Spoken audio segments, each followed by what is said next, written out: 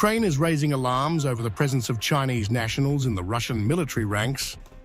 President Volodymyr Zelenskyy says more than 150 Chinese citizens have been identified fighting against Ukraine on Russia's side. Some now in custody and cooperating with Kyiv's investigators.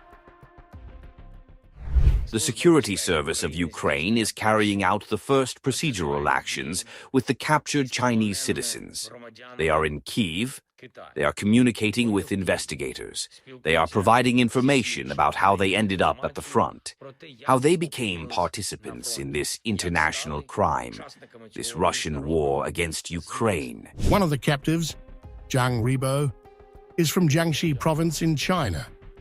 He says this was his very first mission and his first experience in combat. Despite being armed with an AK-74, he never fired a single shot from beginning to end. This was my first mission. And it was also the first time I experienced combat. I never fired my weapon from beginning to end. I was using an AK-74. The second Chinese soldier, Wang Guangjun, an amateur fighter from Henan, recalls freezing as tear gas filled the bunker until a Ukrainian soldier rushed in and dragged him to safety. He Russians threw tear gas into the bunker. I didn't know tear gas. Then there was this very shallow, choking smoke. I didn't know how to avoid it. I just stood there dumbfounded. I felt like I was about to suffocate. Then a Ukrainian soldier ran back down, grabbed me by the strap and dragged me up. But during the process of being pulled, I lost consciousness. I passed out, just blacked out. According to Zelenskyy, the captured men are revealing how they were recruited and how they found themselves in the middle of what he calls an international crime, Russia's war against Ukraine. We also have information about other Chinese citizens in the Russian army, with names, surnames, and a description of the specific ways in which such soldiers got into the Russian occupation contingent.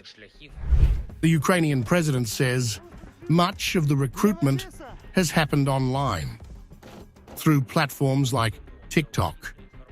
He stopped short of blaming Beijing directly, but warned of rising international stakes. Through diplomatic channels, we will deliver the necessary information to the Chinese side, and of course, to everyone in the world who heard how Beijing said that this war shouldn't be inflamed even more and expand its scale. Involving Chinese citizens in this war is definitely inflaming a larger problem. China has denied the claims, calling them totally unfounded. But Ukraine says it now has names, passports, and even travel records of the alleged recruits, data it plans to share with global partners. The news comes as global powers, including the US, push for a ceasefire in the now 3-year war.